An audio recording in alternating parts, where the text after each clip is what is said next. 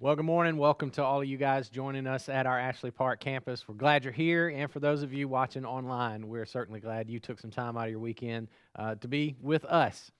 Now, if I were to ask you this question, and I don't know, maybe somebody already has asked you this question this year or at some point in your life, I wonder what your answer would be. What if I asked you, what was your best Christmas ever? And since we're talking about making this the best Christmas ever, I put a little thought into that question myself. And, well, here's my thoughts on how I would answer that question. If you were to ask me what my best Christmas ever is, honestly, it would be different today than it would be earlier in my life. I just turned 45 last week. And if you had asked me my best Christmas when I was like 25 or maybe even before I was 30, it would be different than what I would say to you today. Because if you'd asked me back then, mostly I would probably tell you about, well, Christmas is based on the gifts that I got. In fact, I'd probably take you back to that one Christmas when I got the BMX bike with the yellow and blue mag wheels and how fast it was and how I rode that bike everywhere up and down my street. And then I'd probably tell you the sad story about how a few years later that bike was stolen right off of my front porch, but that's another story. I'd probably tell you about the time I got my very own TV for my room and I could watch it in my room. It was the first time and it was so great. Or I'd tell you about the time that my mom tricked me one Christmas. In fact, my mom tricked me a lot at Christmas. That was like her thing, to trick my brother and I. But one year she tricked me into thinking that all the gifts were opened and everything was done.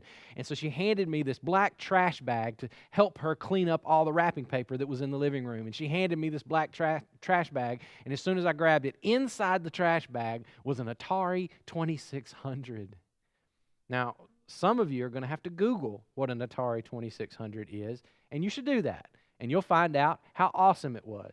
And I emphasize was because it is not awesome any longer, but it was awesome at the time. In the 80s, it was great.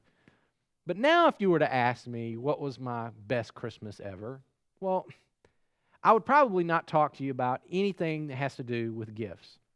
In fact, I wouldn't even talk to you about a particular Christmas per se. What I'd mostly talk to you about is all the traditions that I wind up surrounding my Christmases with right now. The traditions or the things that my family does that gives Christmas meaning for me or that just makes this time of year special for us. For example, I'd probably tell you about my wife and me and my two girls sitting on the couch Christmas Eve night with hot chocolate in our mugs, and we're sitting watching the Charlie Brown Christmas special, which is what we do every year. And I'd probably have to tell you about me tearing up every time Linus reads the Christmas story. And I don't know why that is. I'm not even an emotional guy, but he gets me every single year. So there's that. I'd probably tell you about Christmas morning at my house when my family comes over and we cook this massive breakfast and we all sit around the dining room table, which is like the only time of the year we actually use the dining room, and how we sit around and we enjoy that meal together because it's become a tradition for us. I'd probably tell you about my daughters and me and my wife on Christmas morning before we ever open a single gift, and one of my kids reading the Christmas story from the Bible. It was a tradition that was passed down from my parents to me, and when the girls were little and they couldn't read, I would read the Christmas story before we opened presents. But now that they can and they're older, I've allowed them to do that, and it's just a blessing to our family when we get focused on why we're there doing what we're doing instead of just tearing into presents. I tell you about us driving around as a family and looking at Christmas lights and on and on and on and on, all these great traditions. They're just these moments where we're not thinking about how much money we have to spend or how many people we have left to buy gifts for. We're not fighting a crowd at a store, or we're not going from one Christmas event or gathering or party to the next. And you probably had this experience too. My wife and I have many times sat down at the end of Christmas break and we sort of look back on our Christmas and we've asked ourselves this question. We said, did we even have moments like that? Did we even slow down enough to really feel Christmas? Did we experience the meaning of it? Did we do anything that even mattered? Is there anything about this Christmas this year that's going to last beyond the tree that we just took down or the cookies that we just ate? Because, see, we all talk about Christmas being this season of joy and peace, and the truth is many of us get to the end of Christmas and we have neither. We haven't experienced much joy, and we certainly don't feel a whole lot of peace. And see, it's for that reason that we decided, as a church family, we want to fix that. So we said we're going to take these Sundays leading up to Christmas, and we're going to hopefully prepare ourselves and make it true that we can look back on Christmas and say, this was our best Christmas ever.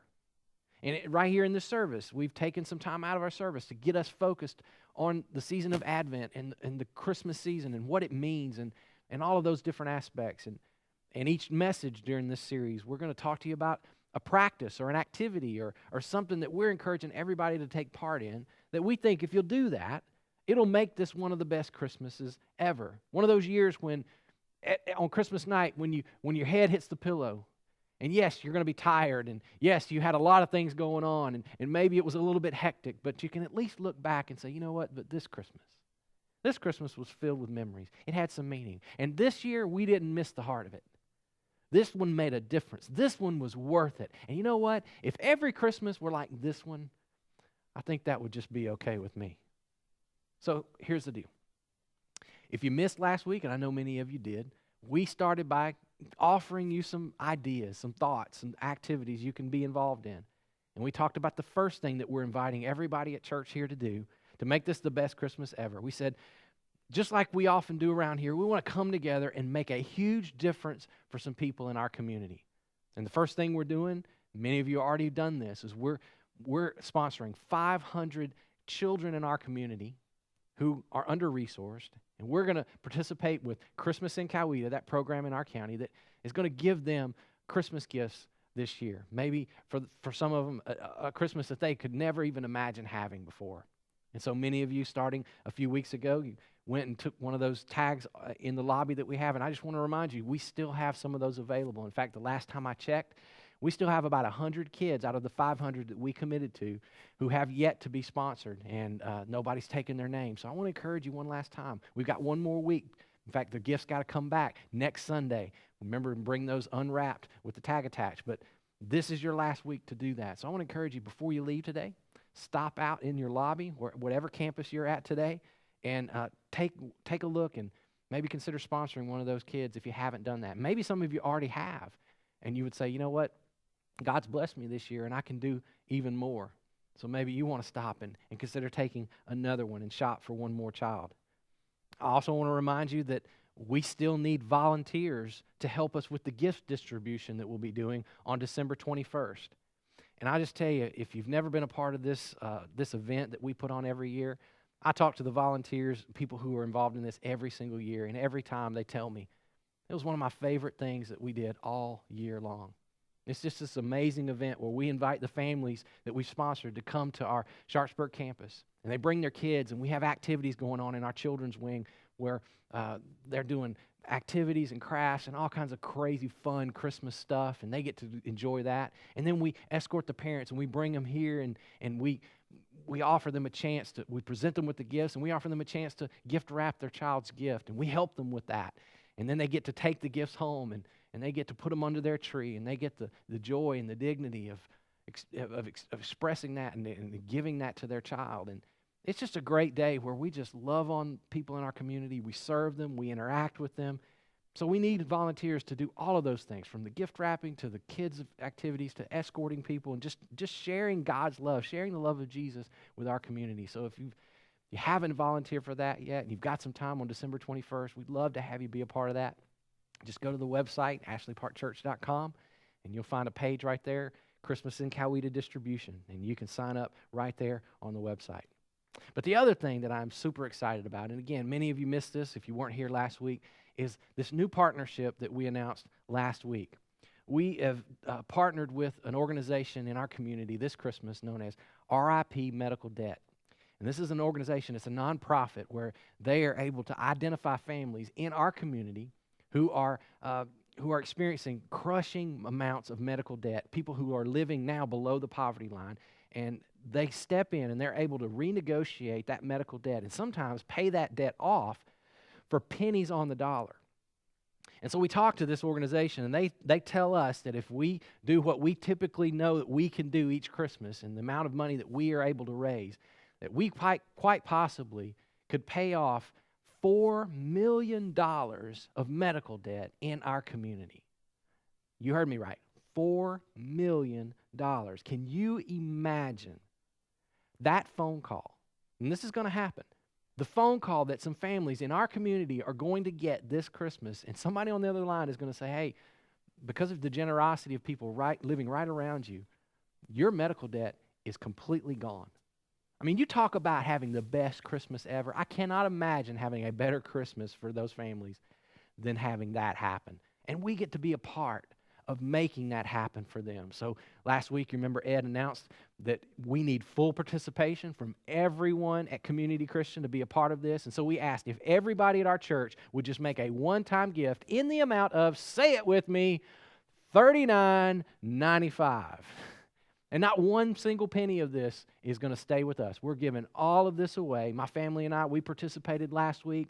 I was excited that we were able to do that, and you can get in on this right now. So let me remind you how you can do that. It's on the screen. We've got a special website. It's called dosomething.church. You go to that website, or if you're on ashleyparkchurch.com, just scroll down to the Do Something page and click there, and it'll take you right to a page where you'll click on a big icon. It looks like a stick figure. You click on that. It'll walk you through the whole process. You can give the $39.95 or any other amount that you choose. Maybe you're not able to do that. Maybe it's less. Maybe you can do more. Whatever it is, but when this Christmas is over and we find out just how much we were able to do in our community from this county and the surrounding counties and help these families out, I'm telling you, it's going to be an amazing feeling. So I want you to be a part of that. And we all can do this together. And I'm excited. I hope you can tell. I cannot wait to see what we are able to do together.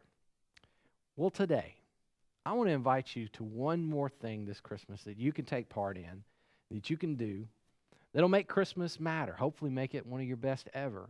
It'll make Christmas matter for you, make Christmas matter for your family, and ultimately, if you do this, I think it'll make Christmas matter for somebody else. In fact, it's even better than that. If we do this together, we could literally change people's lives forever in our community. See, here's what we know for sure because, as we've been saying, there's been research done on this. Christmas is the time that no matter who you are, that you want to make nostalgic kind of memories, whether you're a religious person or you're not, a church person or not. Those kind of memories that I was just talking to you about. Think about it. Christmas is a time where all of us, we pull out the same decorations. We get out the same lights. We sing the same songs, play the same Christmas music. We bake the same cookies, and we do all of this stuff every single year, and it's the same every year. But you know what? We love it, right? It's why we do it, you know? We watch the same movies. We watch the same Christmas specials. We eat the same meals. But we just love the time that we spend doing these things. It's that one time of year where we all sort of come together. And it's the one time of year when our culture is just saturated with Jesus. I mean, even if you don't consider yourself to be a church person, you get that Christmas is about, well, Jesus, and he was born in the manger, and there's Mary, and there's Joseph, and there's the angels, and then there's the star, and the whole thing, and then you got the little drummer boy over in the corner playing his drum. Okay, that part's not in it. In fact, that's just a song, and in case you didn't know that, I'm sorry to burst your bubble on that, but no drummer boy. But all the rest, yes. So the point is this. For people who aren't even connected to church or not even consider themselves church people, they get that Christmas is about Jesus, and they get that there's some significance behind that, but here's what they don't know. Many of them don't understand how all the Jesus stuff fits with all the other stuff. I mean, what difference does having Jesus as a part of Christmas even really make, right? Because you take him out of it, and we still have presents, and we'd still have a tree, and we'd still do lights, and we'd still get together as a family, and we'd still have a meal. And many people are wondering, what difference does the Jesus story even make when it comes to Christmas in the end?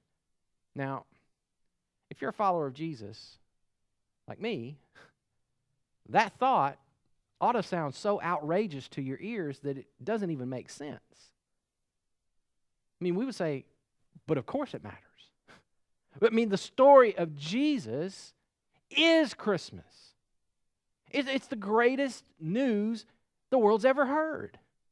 I mean, can you even imagine the God of the universe who created this whole thing, who set it all up and made this world work, didn't just walk away from his creation. He didn't just leave us on our own. And he's not even sitting up in heaven just standing there waiting for us to step out of line so he can crush us. No, he's intimately involved in what's going on in our world. But at the same time, he's not happy about it. He's not happy that we fail or that we struggle or that we hurt or that we die. And because of that, God did something about it. Something that we can never do on our own. Better than and even that, God came and was one of us. He became one of us. He became a baby in a barn, and he grew up and he experienced life just the way you and I experience life. And then he went to a cross and he rescued us by overcoming sin and death and the grave. And he's alive forever. And now he offers us hope in this life and in the life to come. That's what Christmas is all about. And the truth is, that fact, the story of Jesus, the truth about Christmas, that's what's changed my life. And I know for many of you, that's what's changed your life. In fact, I want you to do something for a second. If you're a Christian, you're a follower of Jesus, I want you to do a mental exercise with me for just a second. I want you to imagine your life, but I want you to subtract Jesus.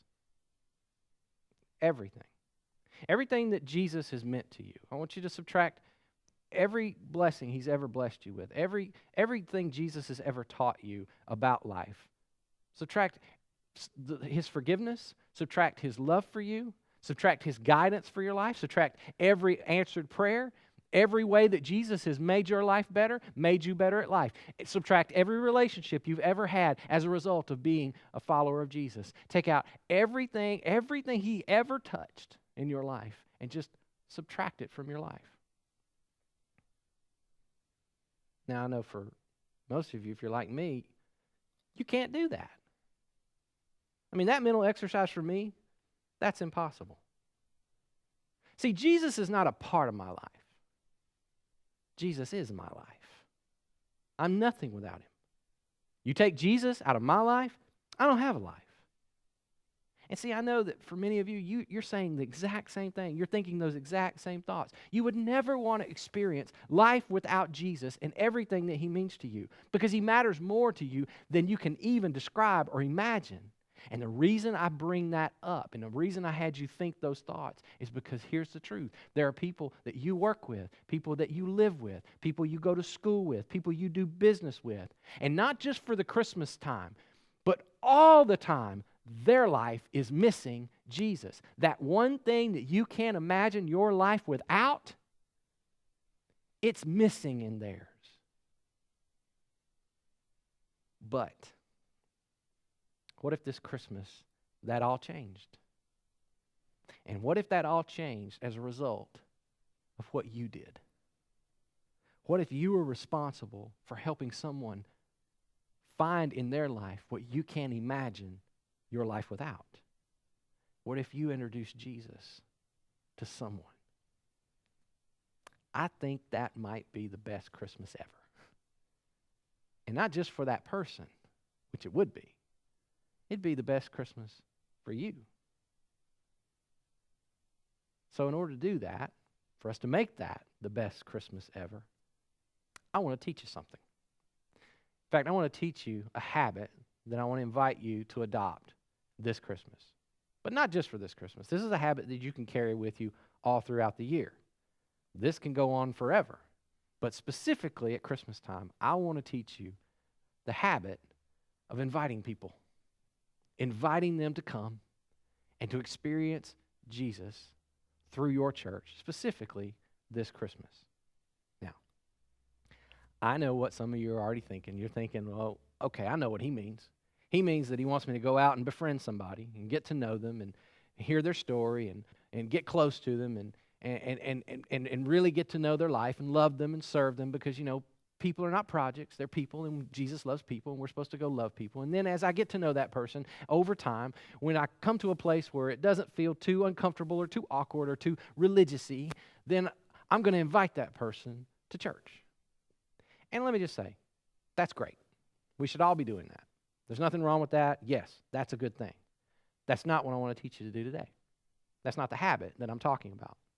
I want to ask you to do something different, something that for some of you is going to feel a bit out of your comfort zone. In fact, some of you are going to be shocked when you hear me say this, but I want to ask you to develop the habit in your life of inviting people that you don't know very well. In fact, I want you to invite strangers to join you at church, specifically this Christmas Eve.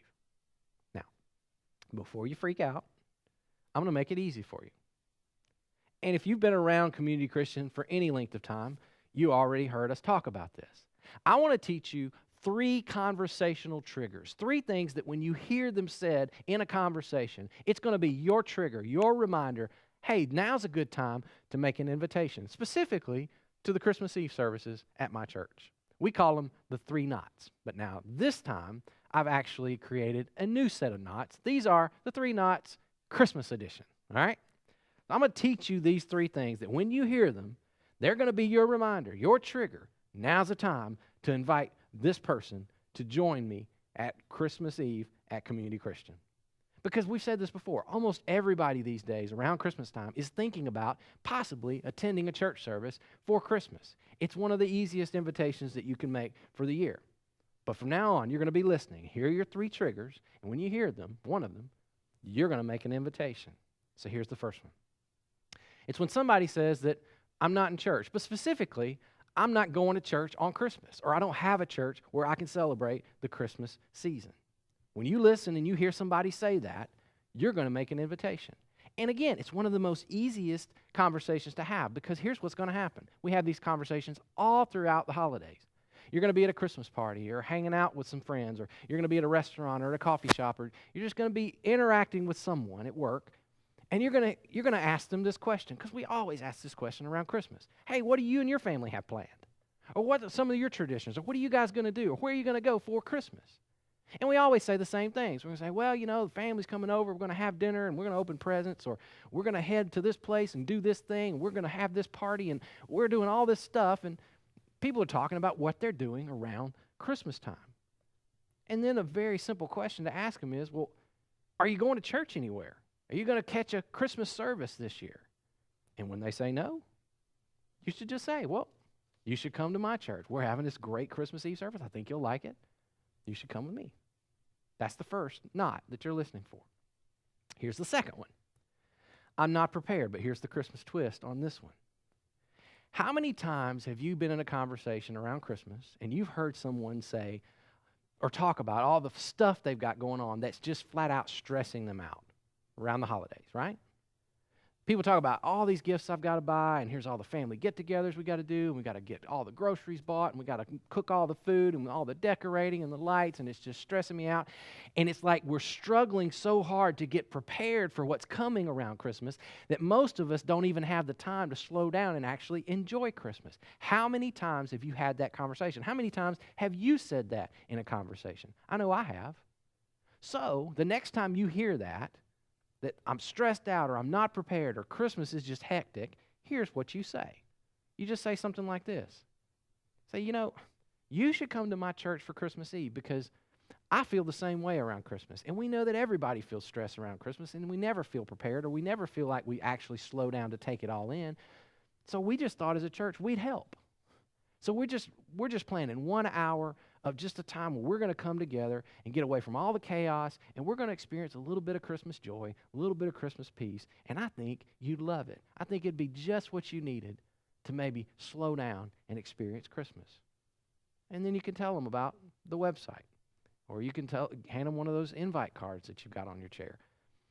That's your other trigger. And here's the final one, the third one. Life's not going well, particularly when life gets hard around Christmas time, because it just is, right? I mean, so many people in our world, and maybe even some of you, would just say, 2019, it's been tough. It hasn't been the best year.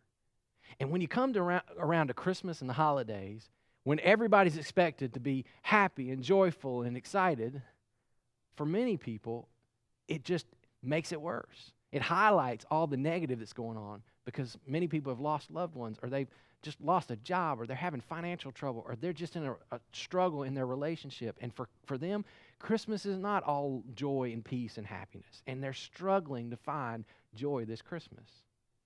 I've been there. I know you have too. And whenever you hear someone say that, or they describe their Christmas as just being hard for them this year, that's another cue for you to just say, listen, man, I get it. Life's tough for me too. I've gone through seasons just like you're describing, and I've struggled to find joy at Christmas. But you know what? Can I just tell you what's helped me get through times like that? It's the people that I know at my church. It's the stuff that I learned through my church, the things that I've learned from Jesus. And I know you're not feeling very much Christmas joy right now, but I think if you came with me at Christmas Eve, you'd love it. And I think for just maybe an hour or so, it might make things a little bit better. See, you can extend those kinds of invitations everywhere you go. Standing in line at a grocery store, sitting in a booth of a restaurant, at an office Christmas party, anywhere you go. Those are just simple invitations. So when you hear somebody say, look, I'm not going to church to celebrate Christmas, or this Christmas season, I just don't feel prepared, or I'm so stressed out, or right now life is just not going well, it's hard. That's your trigger to say, hey, come with me. Come with me to church on Christmas Eve. And can I say one other thing? Many of us wind up making invitations to Christmas that are just really random and really generic. And I want to invite us to not do that anymore. I want you to make your invitation more specific, and here's how I want you to do it. Instead of just saying, hey, come to my church whenever, or come sit wherever, I want you to make it more specific and more personal. Say this, hey, I want you to come to Christmas Eve service with me, and I want you to sit with me. Make it more personal. Make it more specific. Come to Christmas Eve, come and sit with me. In fact, I'm going to be at the 4:30 service this year. And you could sit right where me and my family are going to be sitting. We sit in the same place all the time. Or, better than that, you could say this. Hey, if you're coming, let me know. I'll wait for you in the lobby. I'll stand at the front door, and I'll be there when you get there. And I'll walk you in. I'll introduce you to people. I'll help you find a seat. I'll help you get your kids checked in. See, even if this is somebody that you hardly even know, that's still a better invitation than just come whenever. Because now, you know how hard it is to walk into a place where you don't know a single face. Now at least I know somebody. And it makes the whole experience less intimidating. I'll tell you another thing you can use. This is a tool that we provide on our website. You may not know this, but especially right now at our Christmas websites, ashleyparkchristmas.com, we've got a tool at the bottom of that page. We call it our Plan Your Visit tool. And it's a place where your friend can go and fill out information, let us know that they're coming and how to contact them. And someone from our staff will begin a conversation with that person. And we'll start interacting with them. We'll get to know them. We'll find out if their kids are coming. And we'll pre-register their kids for children's ministry if they want us to do that. And we'll have a person, if it's not you and you're not able to meet them at the front door, we will have a person waiting for them, watching for them at the front door to escort them in the building whenever they show up. It's a great tool that you can provide to your friend. And it's right there on our webpage. So, let's review one last time. This Christmas, we're all going to be listening, right? Those 3 conversational triggers, the 3 nights. And whenever someone says, I'm not in church, I'm not going to church this Christmas, I'm not prepared for Christmas, or life's not good at Christmas, that's our cue. And we're going to say, hey, come sit with me this Christmas Eve. You know what? Maybe they'll say yes. Or maybe they won't. But even if they don't, here's what I'm pretty confident of. I think that will make your Christmas your best Christmas ever. Because this year, we'll be listening. We'll be engaged. We'll be helping our community find their way back to the one that we can't imagine our life without. And I think that could make your Christmas that much better. And listen, if this gives you some pause and you think, that's too aggressive, or I don't want to be one of those Christians, and I think this might turn somebody I know off, can I just ask you to think about one thing? Just one thing, okay? Yes, they might say no, sure. But some of them might say yes. And if that someone says yes, think about what it would have been if you had not extended the invitation. Because here's the truth. That's what someone did for you. Someone, somewhere along the line in your life, took a risk. They invited you. They introduced you to a church, or they talked to you about Jesus. They shared their story. They pointed the way to Jesus for you. And here's what I know with 100% certainty. You're not mad at that person. Think about it. In fact, bring that person to your mind right now. The person, if you're a follower of Jesus right now, you're following him. Think about the person that introduced you to him, the person who invited you to church, the person who told you their story, who was an influence in your life. Just bring that person's face to your mind. I'll bet there's one thing you are not thinking right now about that person. You are not thinking, man, I wish they'd have kept their mouth shut. I wish they'd have just left me alone. Man, they ruined my life. That is not what you're thinking, are you? But I bet I do know what you're thinking. Thank God for that person. Thank God that they cared. Thank God that they spoke up. Thank God that they loved me enough. Thank God that they invited me and were willing to introduce me to Jesus, the one that I can't even imagine my life without. I owe that person everything. And what if? What if they hadn't said anything? What if they hadn't cared? This Christmas, you could be that person for somebody else. And all it would take is a simple invitation. Come, sit with me this Christmas Eve. We can do this, guys. And we can make this their best Christmas and your best Christmas ever. Let's bow for prayer. God, right now, I just want to ask you would you go before us, go ahead of us? You already know the folks that we're going to be interacting with in these next few weeks. And would you just go ahead of us and prepare that moment?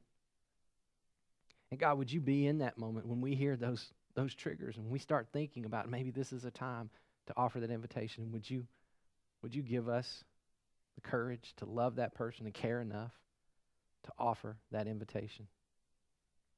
Because God, where would we be without it? Because there was a time in our lives when you used someone to invite us. God, may we do that for someone else this Christmas. Go with us, go before us, and guide us. In Jesus' name I pray. Amen. Well, before you leave, one last thing. Don't forget, on your way out the door, stop in the lobby, and if you can, sponsor one more child for Christmas in Coweta. And if you already have, don't forget, next week is the week to bring the presents back, unwrapped with the tag attached. We'll see you next week. Thanks for being here. You're dismissed.